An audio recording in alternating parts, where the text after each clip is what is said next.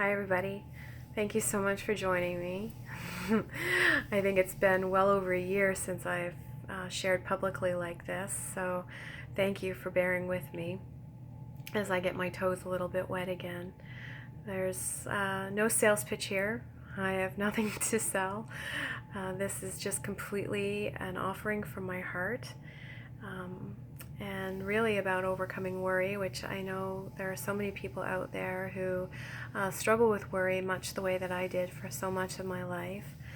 I was a chronic worrier for so many years, and really was even a child. Can remember being a young girl, being a chronic worrier, being in my room and just endlessly worrying about future events that really were never going to happen. Worrying is something that really interfered in terms of my relationships, especially any intimate relationships that I had, and was just always a barrier for me to really enjoying peaceful and joyful life. And I've had a lot of people commenting to me and making mention to me about how peaceful I look and how joyful, and that they've never seen me like this. And I would have to agree. I don't think I ever have felt as good and as peaceful and as joyful as what I am feeling these days. And so I feel very victorious in overcoming worry. And certainly if I, worry about anything these days, that mood of worry just doesn't last with me very long, and I have very healthy coping strategies for it now when I start to catch myself going into a state of worry. And I think that's the first part that I really would want to say, is that I learned that worry is actually not a feeling. It's an emotion. It's a mood, and it's often a mood coming from a place of another feeling, and that feeling is fear. And so I have, many of you who know me personally know that I've made it a personal mission over the last few years to really start to face fear. And one of my slogans is no fear. So working through my fears has definitely been a huge step in overcoming worry. But really, the very first step that I had to have in terms of overcoming worry was really just developing this like driving desire to overcome worry. I was tired of it interfering with my relationships. I was tired of my heart palpitations and just this insidious feeling of worry that I was having chronically, day after day after day. There was I'm trying to remember now. I think Alex Carroll said, those who do not learn to fight worry die young. And I thought about that when, at 46 years old, I was diagnosed with stage 3 aggressive breast cancer.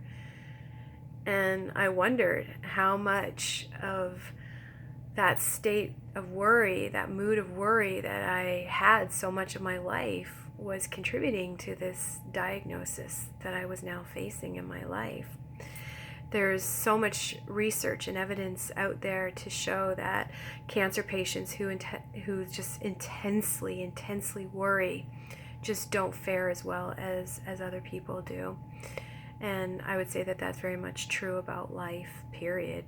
Those people who find themselves in a state of worry just don't enjoy life, as much as other people who don't worry do. And then the other part for me was learning to see, the big picture, and that's really helped me over the last couple of years. Just learning to see that life is not just what we see with our physical eyes, that it is so much bigger and there is so much more to life, and that there is a bigger picture to everything. And there's just this bigger picture of life and death. And so in saying that, the one thing that has helped me immensely is to ask myself, if I only had today, if I only had 1 week to live, would I be worrying about things that matter so little? And I can honestly say, when a doctor tells you that, left untreated, you have at best 2 years to your life, suddenly that question became very real for me. And I don't think I ever want to forget that feeling that I had in that moment, because that feeling that I had in that moment when the doctor was saying that to me has truly, truly propelled me to overcome so many mountains in my life. And I would really, anyone who is worrying a lot in their life, and worrying is interfering or a roadblock for you to enjoying life, maybe just even jot this question down somewhere where you can see it every day. And again, it is, if I only had 1 week, 1 day to live, would I spend time worrying about some of the things that matter so little to me? The third thing that's really helped me in my journey to overcoming worry is to learn to be present in my life. Anybody who worries will relate to this. Worrying is very future orientated. So when we're worrying about experiences and things that maybe have not even really happened yet. And so when you're doing that, you're not really present. You're not living presently in your body and enjoying the full moment right now, right here. And so I have learned a lot of strategies that have truly helped me to be present in the moment. Things just as simple as completely and utterly enjoying the food that I'm eating. Enjoying it one bite slower, making it just last so much longer in my mouth, and just enjoying the flavors and the textures of it, and being really present with food. That was just one small little thing that helped me to be present. Meditation has been a big part of my life and has helped me to become very present into my body and be here in the moment. And so when you're in the moment and you're present, there's no room for worry. And the fourth thing that's really helped me is making an action plan. So giving myself some time to sit down and actually put to pen and paper what I'm worried about.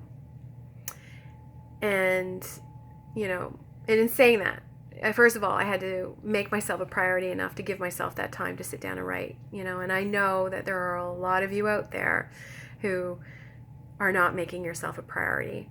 But I tell you from my heart that if you can even take 15 minutes to write down what it is that you're worried about and come up with some solutions, some ideas to how you may start to solve some of these things that you're worrying about, and then picking one or two of them to focus on.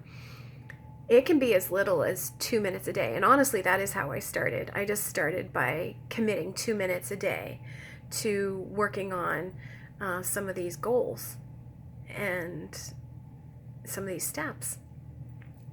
And what I started to notice was that when I was focusing on my action plan and when I was working on that, I wasn't worrying.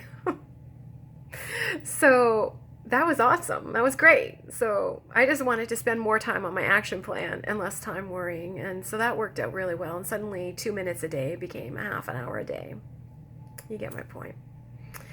The last thing that's really helped me in terms of overcoming worry is surrounding myself with extremely healthy friends and acquaintances, a really strong support system. I know some of you will be able to relate to this. And I mean, have you ever just sat down to talk to somebody about, some of the things that you're worried about, and within minutes they are also worried, and and suddenly a 2-hour conversation has you feeling even more anxious and more worried, and now somebody else is also worried, and it just creates this like almost like vortex of darkness. It just kind of continues. And so it's become really important for me to surround myself in my life with people who can really truly listen to me unconditionally, who give me space to vent and have every confidence in the world in me that I can figure this out for myself. They may ask some really critical, great questions to help me, but they know that I can solve this, and they're just there listening. I've had some really great mentors, Dr. Barbara DeAngelis, Ricky Goodall, Al Rody, Beth Lenko, and I mean the list goes on in terms of professional people who have supported me in that part of my journey. And there's so many great people out there that you can connect with if you too are wanting to overcome worry. And I'm happy to share information about any of the people that I've just mentioned. And so I guess that's kind of basically it for my video today. And again, thank you so much for staying with me. If you've managed to stay with me up until now, I really appreciate it so much, and certainly feel free to leave a like or a comment down below. I appreciate it. Thank you so much, and you guys have a wonderful day. Bye.